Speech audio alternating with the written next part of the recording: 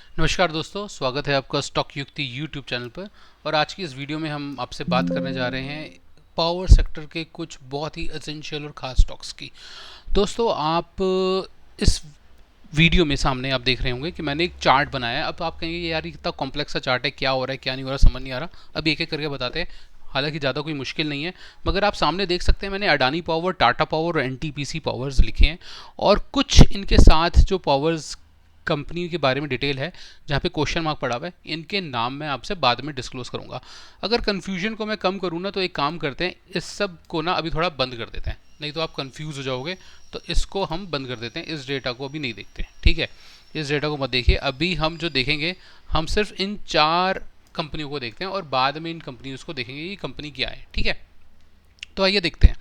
तो दोस्तों, पहले एक तो क्वेश्चन मार्क कंपनी है जिसमें मैं एक्यूमुलेट कर रहा हूँ धीरे धीरे, और काफ़ी समय से मैं इसमें एक्यूमुलेट कर रहा हूँ। दूसरी और कंपनी है अडानी पावर। नो डाउट, मैं एक डिस्क्लेमर देना चाहता हूँ दोस्तों कि ये वीडियो जो है सिर्फ एजुकेशन पर्पज़ के लिए है। मेरी क्या सोच है, मेरी क्या क्या स्ट्रैटेजी रहती है लंबे अवधि के लिए निवेश करने के लिए, ये वीडियो सिर्फ उसी डायरेक्शन में बनाई गई है। मेरा कोई रिकमेंडेशन नहीं है। मैं नहीं चाहता कि आप मेरे इस वीडियो के माध्यम से इसको बेस बनाकर स्टॉक मार्केट में निवेश करें। दूसरी एक कंपनी है टाटा पावर, इसमें भी हमने कभी निवेश किया था, और एनटीपीसी इसमें मैंने कभी भी निवेश नहीं किया। और अडानी पावर में भी मेरा एक निवेश है, और जिस कंपनी के बारे में मैं बता रहा हूँ उसमें भी मेरा निवेश है। तो आप कृपया करके मेरे इस डिसीजन के बेसिस पर आप फैसला मत दीजिएगा। आप अपनी समझ से, अपने किसी अच्छे वित्तीय सलाहकार की मदद से ही इसमें निवेश कीजिएगा। तो दोस्तों, अब यहाँ पर है क्या कि जिस कंपनी को मैं इस वक्त सोच रहा हूँ वो 12,734 करोड़ के आसपास की मार्केट वैल्यू है। थोड़ा फिगर्स को हम राउंड ऑफ ही रखेंगे, थोड़ा समझने में आसानी रहती है। और अडानी पावर लगभग 2.25 लाख करोड़ की कंपनी है। टाटा पावर 1.25 लाख करोड़ की कंपनी है, 1,32,000 करोड़ की कंपनी। और एनटीपीसी कोई 3.5 लाख करोड़ के आसपास की कंपनी है दोस्तों, ठीक है। मैसिव। आप यहाँ पे देख सकते हैं कि जो पी है, अब देखिए क्यों मैं इस कंपनी को ज़्यादा प्रमोट कर रहा हूँ। जो कंपनी मैं एक्स कंपनी में बोल देता हूँ, इस कंपनी को, कंपनी जो सी कैटेगरी में है। देखिए, अगर अडानी पावर का 10%, right, which is almost equivalent to 21,000 crore, Adani power का 10% इज 21,000 करोड़। और अगर 21,000 करोड़ मेरी कंपनी ग्रो करती है तो इट इज़ ऑलमोस्ट लाइक 70-75% की ग्रोथ, 80% की ग्रोथ, ठीक है। टाटा पावर का 10% भी हमारी कंपनी की वर्थ नहीं है अभी। एनटीपीसी का 5% is the 50% growth of my company, right, of the company x. तो अगर एनटीपीसी का 5% निकाल दिया जाए, तो हमारी कंपनी में डाल दिया जाए, तो हमारी कंपनी 50% से ग्रोथ हो जाएगी। यानी कि इसमें ग्रोथ की अपॉर्चुनिटी जो है बहुत ज़्यादा है। स्टॉक का पी, मार्केट ने इस कंपनी को कितना भाव दिया हुआ है? बहुत कम भाव दिया हुआ है। बाकी सब जगहों पे भाव बहुत ज़्यादा है। इंडस्ट्री का पी 34 है, 34.9 है। और Tata power exactly same P पर ही ट्रेड कर रहा है। एनटीपीसी और अडानी पावर ठीक है, पी के हिसाब से सही है, बट अडानी पावर की हम सब जानते हैं कि पिछले दिनों कितनी बुरी तरह से पिटाई भी हुई है, और क्या सिचुएशन हम सब जानते हैं। मगर अभी भी हमारी इस कंपनी को भाव कम मिला है। क्यों भाव कम मिला है? क्योंकि एक तो मार्केट कैप ही कम है। मगर अगर दूसरी बात देखा जाए तो डिविडेंड देती है हमारी कंपनी? नहीं देती जी। और हम डिविडेंड के लिए इसमें निवेश भी नहीं कर रहे हैं। आरओसी बाकी कंपनियों से बेहतर है। देखिए, अडानी को हम कंसिडर ही नहीं करें इन्वेस्टर, क्योंकि बहुत बड़ा एक मार्केट कैप कंपनी है। और दूसरा रीज़न क्या है, आप नीचे देख सकते हैं यहाँ पर जो करंट मार्केट प्राइस है, जहाँ पे सीएमपी लिखा है, वो 548 रुपये अभी करंट, जबकि फेयर वैल्यू के हिसाब से 1 साल की मीडियन पी और 2 साल की मीडियन पी के फेयर वैल्यू के हिसाब से ये प्राइस ज़्यादा है। बाकी टाटा पावर में भी ज़्यादा है और एनटीपीसी में भी ज़्यादा है। तो यानी कि इन दोनों केसेस में इसका प्राइस तो बहुत ज़्यादा है अभी का भी जो करंट प्राइस है। यानी कि अभी और इन कंपनीज में गुंजाइश है कि यहाँ से पैसे को निकाला जा सकता है, क्योंकि अभी भी कंपनीज फेयर वैल्यू से ऊपर ट्रेड कर रही हैं। अगर आप अभी भी हमारी कंपनी के बारे में बात करी जाए तो अगर उसके करंट मार्केट पी के हिसाब से बात करी जाए तो 17.8 का फेयर वैल्यू निकल कर आ रहा है। हम सब जानते हैं फेयर वैल्यू का फॉर्मूला क्या होता है कि मीडियन पी इंटू ईपीएस कर दिया जाएगा तो वो फेयर वैल्यू का मोटा मोटा एक आइडिया मिल जाता है। तो 17, 17.5, पौने 18 रुपये के आसपास की फेयर वैल्यू आती है, जबकि करंट प्राइस भी 18 रुपये है। अगर 3 साल के मीडियन पी के हिसाब से देखा जाए और जो ईपीएस इस वक्त कंपनी जनरेट करने में सक्षम है वो 2 रुपये या 1 रुपये 90 पैसे के हिसाब से आता है, विच इज़ इक्वलेंट टू 48 रुपये, यानी कि 48 रुपये की अगर उसकी वैल्यू होती है, which is more than 100% growth of the price. 100% growth 36 रुपये होता है और उसमें आप 12 रुपये और ऐड करो कि which is almost equal to 1.75% growth, right. एक स्टॉक लगभग 2 बार उसने आपको डबल दे दिया, 200% की ग्रोथ आपको मिल गई अगर आपने और सही तरीके से निवेश किया तो उसमें। तो यहाँ पर आपको ग्रोथ की अपॉर्चुनिटी ज़्यादा मिल रही है, पहली बात। जबकि अगर हम यहाँ पे देख सकते हैं कि ईपीएस और प्राइसेस के हिसाब से जो अडानी पावर है, जो टाटा पावर है, जो एनटीपीसी है, उसमें ग्रोथ की अपॉर्चुनिटी बहुत कम है, ठीक है। अगर मैं ईपीएस ग्रोथ की बात करूँ कि पिछले 3 साल का, भाई फेयर वैल्यू तो देख लिया हमने, बट पिछले 3 साल से अब तक की एवरेज ग्रोथ क्या रही है ईपीएस की, तो हमारी इस कंपनी की ईपीएस ग्रोथ भी 98% से ज़्यादा की है। Adani power no doubt exceptional case है, 153% की उसने ग्रोथ दी है पावर सेक्टर ने, मगर अब ये कितना, ये एक लंबे समय के कंसोलिडेशन पर मेरे को ऐसा लगता है चला गया है, ठीक है। और नो डाउट इसमें मेरा निवेश है और हमारे चैनल पर काफ़ी ज़्यादा वीडियोज अडानी पावर में हैं और मैं अभी बेचने के मूड में भी नहीं हूँ अडानी पावर को, परंतु डिपेंड करता है ना आपकी क्या प्राइस है, किस प्राइस पे आपने लिया हुआ अडानी पावर। मतलब मैं काफ़ी कंफर्ट लेवल पर हूँ अडानी पावर पे अभी भी, ठीक है। तो ये केस होता है। अब देखिए टाटा पावर 44% और एनटीपीसी 10.5% की ईपीएस ग्रोथ देता है। क्या ये ईपीएस ग्रोथ इस ईपीएस ग्रोथ से ज़्यादा है? बिल्कुल ज़्यादा है। हमारे वाले स्टॉक की जो ईपीएस ग्रोथ है वो इन स्टॉक से बहुत ज़्यादा है, ठीक है। और यहाँ पर तो ये मेहमत है, ये तो हाथी हैं, 1.25 लाख करोड़, 10-10 गुना। ये देखिए कोई कोई मैच ही नहीं बनता सर, मतलब कोई मैच ही नहीं बनता। जितना एनटीपीसी साल का प्रॉफिट उठाती है, प्रॉफिट निकाल रही है, हमारी कंपनी की तो उतनी मार्केट कैप भी नहीं है। हमारी कंपनी मतलब मैं कहूँगा कि साल का 6 महीने का जितना प्रॉफिट है is equivalent to the market cap of our company. तो कोई मैच ही नहीं है एनटीपीसी और इस कंपनी का। इसीलिए मैंने यहाँ पर 2 और कंपनीज ली हैं, क्योंकि उसका एग्जैक्ट मैच भी होना चाहिए, ठीक है। आप देखिए टाटा पावर इतनी बड़ी कंपनी, बट उसके प्रॉफिट जनरेशन की कैपेसिटी हमारी इस कंपनी की कैपेसिटी से कम है।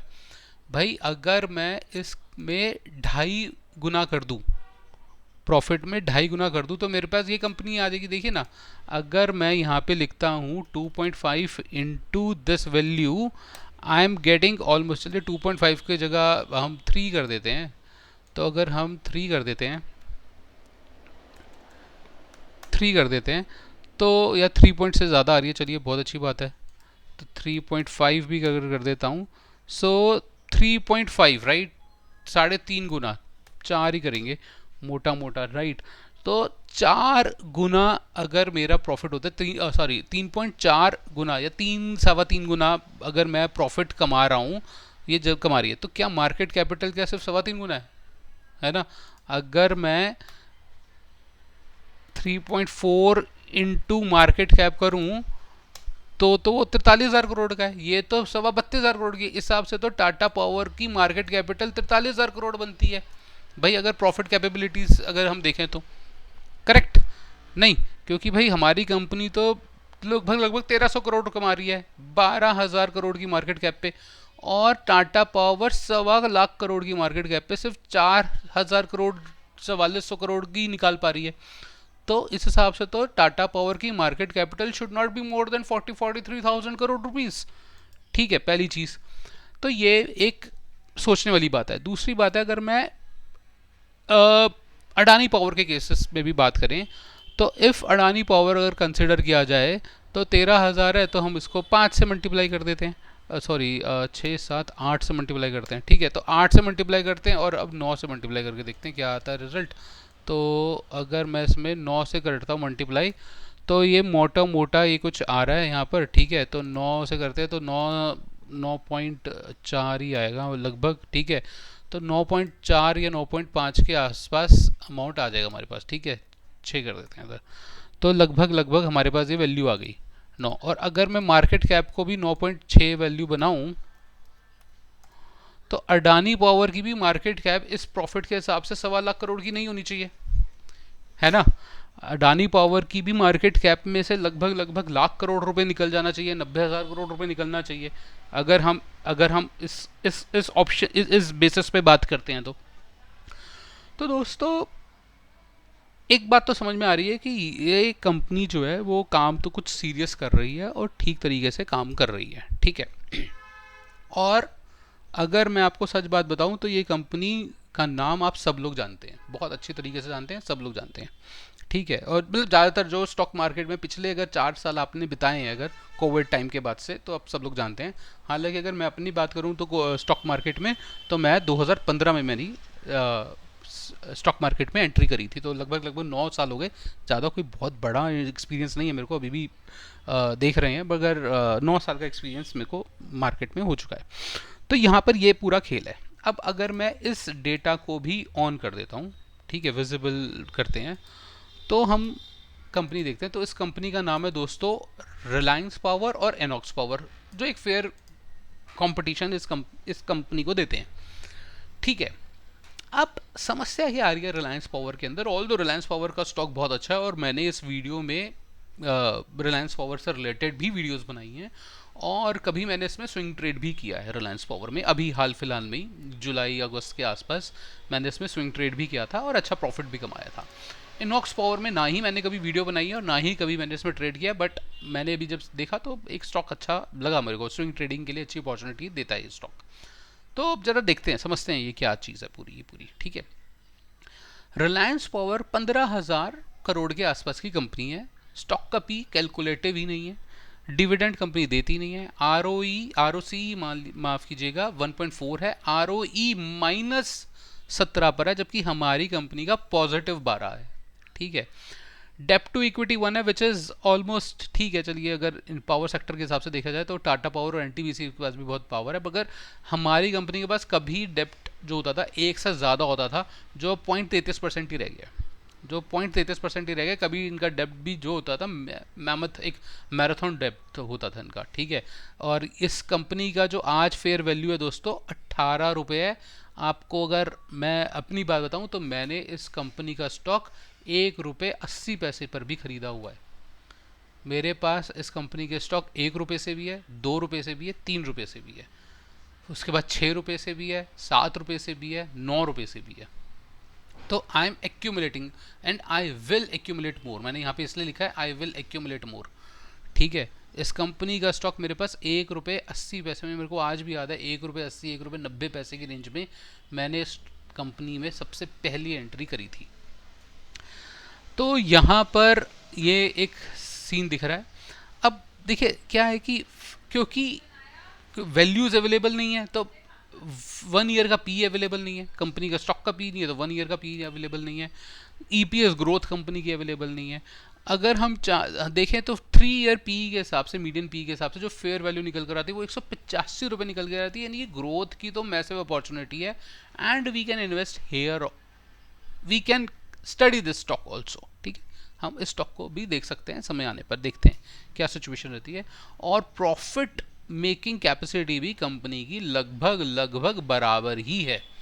थोड़ी सी वैल्यू हाई दिख रही है क्योंकि प्रॉफिट के करस्पॉन्डिंग मार्केट कैप थोड़ी ज़्यादा मिल गई, यानी कि 38 रुपये मेरे को थोड़ा महंगा सौदा दिख रहा है। अब ये देखने के लिए 38 महंगा है या 18 महंगा है या 18 सस्ता है, ये देखने के लिए हमको कंपनी के हमें उसकी आरएसआई और टेक्निकल एनालिसिस को देखना पड़ेगा कि उसमें मोमेंटम कितना आया है और कितना उसमें भाव दिया गया है ना, मतलब अननेसेसरी भाव तो नहीं चढ़ा दिया गया। अगर मैं इनॉक्स पावर की बात देखूं तो विंड एनर्जी, देखिए ये भी एक जो स्टॉक है मेरा कंपनी एक्स, ये भी एक ग्रीन एनर्जी प्रोड्यूसर है, और Reliance power green energy producer नहीं है और Inox power green energy producer है। तो अगर यहाँ पे देखा जाए तो स्टॉक का पी 218 है, मतलब ये तो बहुत ज़्यादा हो गया, ये तो नहीं चलेगा, ठीक है। उसके बाद डिविडेंड यील्ड नहीं है, आर ओ सी कोई बेहतर नहीं है, इवन दो आर जो है नेगेटिव है, और करंट मार्केट प्राइस बहुत ज़्यादा है अपनी वैल्यू से बेसिस पर, 3 ईयर और 1 साल की फेयर वैल्यू के बेसिस पर करंट प्राइस जो है वो बहुत ज़्यादा है, ठीक है, तो ये भी नहीं चलेगा। और नेट प्रॉफिट 157 करोड़ का ही नेट प्रॉफिट है, जबकि कंपनी को की जो मार्केट वैल्यू है, जो कंपनी को स्टॉक मार्केट ने जो भाव दे देकर पी चढ़ा चढ़ा के जो वैल्यू दे दी है वो लगभग 12,469 करोड़ की दे दी है, which is extremely high as compare to the net profit, because net profit तो 157 करोड़ का कंपनी दे रही है, which is not at all acceptable, है ना। मतलब मैं समझता हूँ दोस्तों, एक विनती है आपसे, और विनती भी क्या, एक गुजारिश है आपसे और एक रिक्वेस्ट है कि अगर आप वीडियो को यहाँ तक देख चुके हैं, एक लाइक और सब्सक्राइब ज़रूर कर दीजिए, क्योंकि कंटेंट जो है ना, हम ऐसे हवाबाजी वाला कंटेंट नहीं बनाते, हम आपके लिए एक टेक्निकली एक स्ट्रॉन्ग कंटेंट बनाते हैं, एक स्ट्रॉन्ग वैल्यू आपको देना चाहते हैं, और कोई हवाबाजी नहीं है, शांति से हम आपके सामने एक चीज़ पेश कर रहे हैं, डेटा पेश कर रहे हैं, और हम डेटा वाले ही लोग हैं। हम लोग पेशे से सॉफ्टवेयर इंजीनियर, और हम डेटा पे ही काम करते हैं, हम डेटा एनालिसिस के मॉडल्स ही जनरेट करते हैं, ठीक है। तो अब यहाँ पे देखिए कि क्या लग रहा है, यहाँ पे पूरा पूरा मेरे ख्याल से आप लोगों को बात समझ में आ गई होगी कि हम किस बारे में बात कर रहे हैं और किस रिगार्डिंग हमारा वे ऑफ डायरेक्शन है। मैं इस कंपनी को प्रमोट नहीं कर रहा हूँ, बट मैं चाह रहा हूँ कि इस कंपनी के स्टॉक को स्टडी किया जाए, क्योंकि टेक्निकल सेटअप भी इस कंपनी का जो है वो बहुत स्ट्रॉन्ग है, और FII जाके इस कंपनी के स्टॉक्स खरीदें, बेहतर है कि हम भारतीय इस कंपनी के स्टॉक्स खरीदें, ठीक है। मेरा उद्देश्य यही है कि FII के पास पैसा जाए, इससे बेहतर है कि हम भारतीय स्टॉक को वैल्यू दें, बजाय इसके कि हम टाटा पावर और इस तरह की कंपनीज जो अभी मेरे को नहीं लगता कि अच्छा ग्रोथ देंगी और काफ़ी लंबे समय के लिए कंसोलिडेशन में जाएंगी, बेहतर है कि उनसे ज़्यादा बेटर होगा कि हम एक क्वालिटी एनालिसिस करके समझ के साथ आगे बढ़े, ठीक है। तो इसको स्टडी कर सकते हैं दोस्तों, देख सकते हैं इस कंपनी को। तो बिना देरी किए अब इस कंपनी का नाम आपके साथ डिस्क्लोज करता हूँ, सभी जानते होंगे, कंपनी का नाम है JP पावर, बहुत बेहतरीन स्टॉक है दोस्तों। और अब इसका टेक्निकल सेटअप भी देखते हैं। टेक्निकल सेटअप देखने से पहले, अगर अब आप मेरी इस वीडियो में इंटरेस्टेड नहीं है दोस्तों आगे जाके, तो आप बेशक इस वीडियो को यहीं पर बंद कर सकते हैं, मगर अगर आप मेरी अंडरस्टैंडिंग कि मैं टेक्निकली क्या सोचता हूँ, किस विचार से मैं स्टॉक में एंट्री करता हूँ, तो आप इस वीडियो को आगे कंटिन्यू कर सकते हैं। 17 मिनट की लंबी वीडियो हो चुकी है, आगे हो सकता है 10 मिनट और लग जाए, बड़ी वीडियो है, पर आपको एक क्वालिटी कंटेंट ज़रूर मिलेगा, इतना मैं आपको विश्वास दिलाता हूँ। तो दोस्तों, ये हमारा एक टेक्निकल सेटअप है, और उसमें मैंने निफ्टी चला रखी है अभी, मार्केट अभी ऑन है, लगभग 3 बजे का टाइम है, और आज 2 दिसंबर है, तो मार्केट तो अभी चल रही है, ठीक है, और हम इंट्राडे नहीं करते हैं। तो दोस्तों, अगर मैं आपसे यहाँ पर बात करूँ तो इंट्राडे वैसे मैं करता हूँ, बट बहुत कम, मतलब महीने में 5 बार 6 बार बस, और ज़्यादातर बताऊँ तो मैं नहीं बताऊँगा कि मैं प्रॉफिट में रहता हूँ या नुकसान में रहता हूँ, बट मैं बहुत कम इंट्राडे करता हूँ। तो यहाँ पर अगर हम देखें दोस्तों कि हमने यहाँ पर एक वैल्यू बताई थी, एक रेंज बनाई थी निफ्टी की, और ये 27 नवंबर का डेटा है कि हमने बोला था कि निफ्टी जो है रेंज बाउंड रह सकती है, और 27 नवंबर यानी कि इस तारीख को हमने बोला था कि ये एक चैनल हमने बनाया था, ये वाला चैनल, और हमें लगा था कि इस चैनल तक निफ्टी आ सकती है, और देखिए कब लगभग काफ़ी एक्यूरेट हम दे देते हैं ना, तो काफ़ी एक्यूरेट लेवल पर हम लोगों ने ये चैनल बनाया था, और निफ्टी उस लेवल पर आई और वहाँ से फिर रिबाउंड करी और ऊपर गई, ठीक है। तो ये तो निफ्टी का हो गया। अब देखते हैं निफ्टी एनर्जी, क्योंकि पावर सेक्टर है तो निफ्टी एनर्जी तो हमें देखना ही पड़ेगा, उसके बिना तो हम बात कर ही नहीं पाएंगे। तो हम निफ्टी एनर्जी के इंडेक्स को देखते हैं। तो निफ्टी एनर्जी पर भी हम लोग काफ़ी समय से बातचीत करते आ रहे हैं, और ये यहाँ पर हमको ऐसा लग रहा है।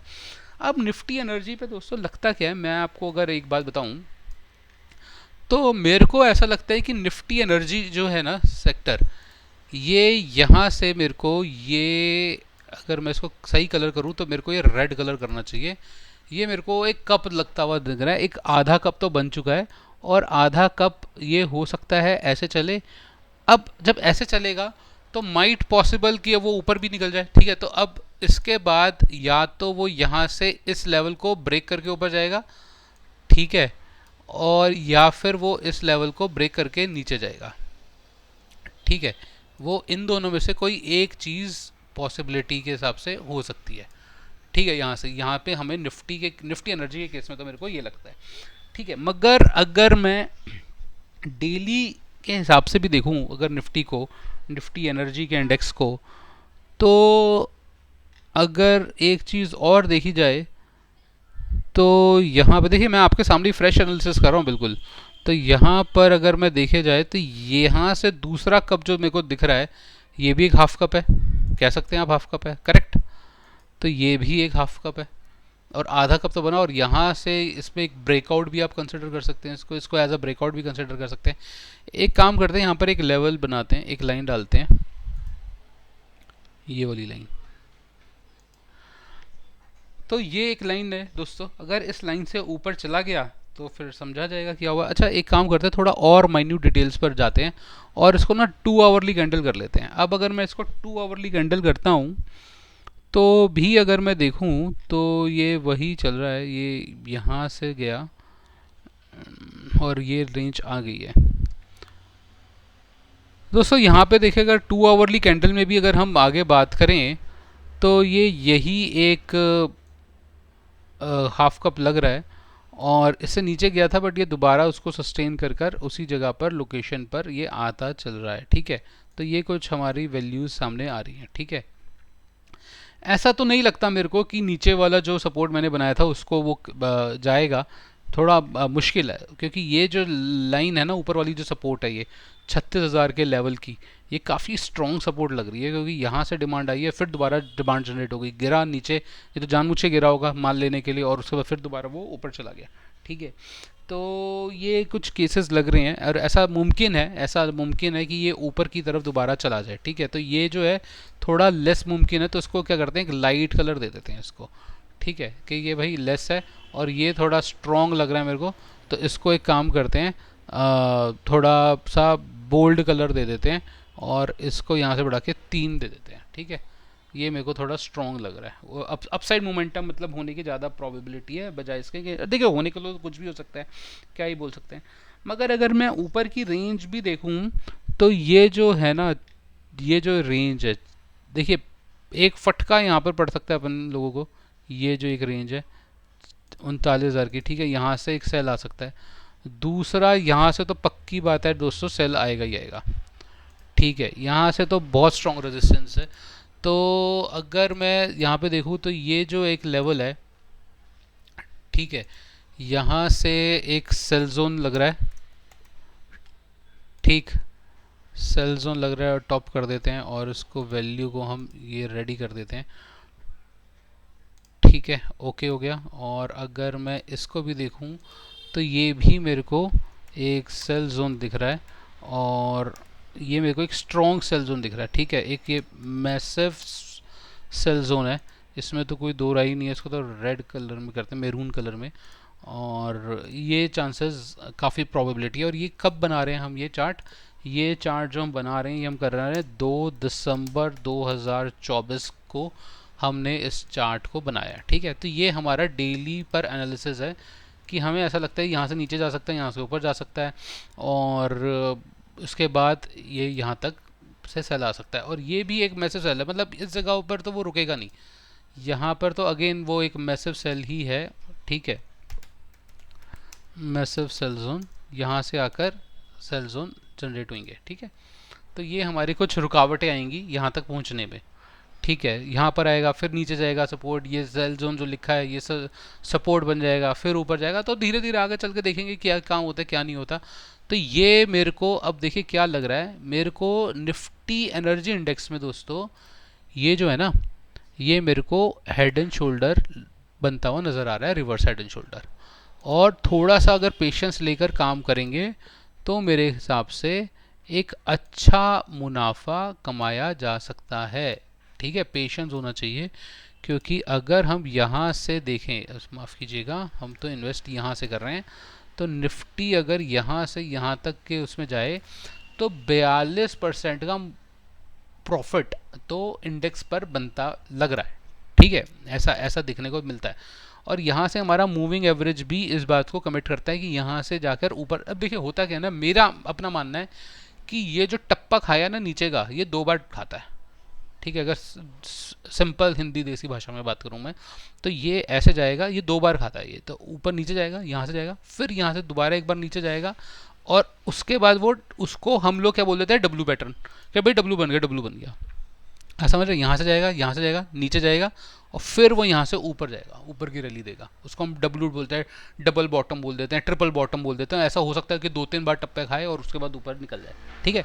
ये मेरा अपना एक्सपीरियंस ये बोलता है कि इस तरह से काम चलता है, ठीक है। तो ये कुछ केस है दोस्तों यहाँ पर हमारा निफ्टी एनर्जी को लेकर। 25 मिनट की वीडियो बन गई है, आधा घंटे की वीडियो बन गई है, लोग बाग देखते नहीं है। अगर आप यहाँ तक टिके हुए हैं, रुके हुए हैं, तो दोस्तों बहुत बहुत हृदय से धन्यवाद आप लोगों का। हमारे इस वीडियो को कोई अभी तक मोनेटाइजेशन भी नहीं है, बहुत कम वीडियोस लाइक होते हैं, सब्सक्राइब होते हैं, वीडियोस में व्यूज़ भी बहुत कम आते हैं, मगर ठीक है, ठीक है। हमारा जो उद्देश्य है वो अपनी नॉलेज को आपके साथ शेयर करना है, और मेरा उद्देश्य जो है बेसिकली अपने स्टॉक युक्ति और जो हमारा स्क्रीनर है उसको प्रमोट करना चाहता हूँ मैं।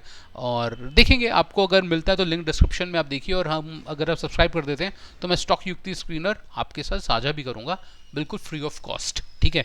तो ये दोस्तों एक निफ्टी आप देखते हैं जेपी पावर का चार्ट क्या कहते हैं। तो जेपी पावर का अगर मैं चार्ट करूँ इस जगह पर, ठीक है, अगर मैं इस जगह पर स्टॉक्स करता हूँ और जेपी पावर के स्टॉक्स को ही देखता हूँ, और 1 डे की कैंडल है, तो इसमें भी मैं चार्ट बना ही चुका हूँ। अच्छा, तो यहाँ पर मेरे को जो लग रहा है दोस्तों, ये कंसोलिडेशन चल रहा है, और ये अभी कंसोलिडेशन फेज पर ही है स्टॉक, ठीक है। इसके अंदर ऐसे कुछ खासियत नहीं आई है अभी, इतना कुछ ऐसा नहीं है कि ये सोने की ईंटें छाप रहा है, ठीक है। समय देना पड़ेगा इस स्टॉक में, और देखिए ये एक स्टॉक आपको एक अच्छी मूवमेंट दे सकता है। आप देख सकते हैं कि स्विंग ट्रेडिंग के लिए भी एक अच्छी बेहतरीन अपॉर्चुनिटी है। अभी नीचे ही है, अगर ऊपर भी जाएंगे तो 20% तक का अपसाइड मिलता है, यहाँ से फिर बिकेगा। जब तक ये इस लेवल को ऊपर नहीं चल जाता, ये आपको अच्छे रिटर्न्स नहीं देगा। इस लेवल के ऊपर यहाँ पर क्या है, एक स्ट्रॉन्ग रेजिस्टेंस जोन है ये जेपी पावर का, ठीक है। तो ये एक स्ट्रॉन्ग रेजिस्टेंस जोन है, ये हम बना रहे हैं 2 दिसंबर 2024, और दिल्ली में ठंड की शुरुआत भी हो चुकी है, और ये इसके ऊपर जब जाएगा तो यहाँ से अपसाइड हो सकती है पॉसिबिलिटी। आगे की कितनी होगी कितनी नहीं होगी क्या जान सकते हैं, बट वो तो हमें लेवल्स जो है वो तो कौन देगा, वो लेवल्स तो हमें बताएगा फेबोनेकी। तो फेबोनेकी हमें एक 30 रुपये का लेवल तो देता ही है वीकली बेसिस पर, ठीक है। बहुत स्ट्रॉन्ग लेवल होता है 1.68 का, अगर ये लेवल है तो 39 का लेवल आता है। आगे देखेंगे अभी लेवल को कैसे देखें, देखिए 49 के आसपास, और 48 की तो फेयर वैल्यू हमने निकाली भी है ना। तो देखते हैं आगे चल के क्या होती है क्या नहीं होता। तो ये दोस्तों एक वीडियो थी जेपी पावर से रिलेटेड, आधे घंटे की वीडियो हो चुकी है। इतनी लंबी वीडियो दरअसल मैं बनाना नहीं चाहता, मगर कंटेंट ही ऐसा है कि आपको अगर ढंग से नहीं बताएंगे, ढंग से समझाएंगे नहीं, तो समझ में कैसे आएगा, बात कैसे हो पाएगी, और आधे घंटे का डिस्कशन हम कर सकते हैं, ठीक है दोस्तों। तो ये एक छोटी सी वीडियो थी, वीडियो को अंत तक देखने के लिए बहुत बहुत धन्यवाद। अगर आप चैनल को यहाँ तक देख चुके हैं तो सब्सक्राइब जरूर कर दीजिए हमारे चैनल को, वीडियो को अगर आप देख चुके हैं तो सब्सक्राइब जरूर कर दीजिए दोस्तों। बहुत बहुत धन्यवाद।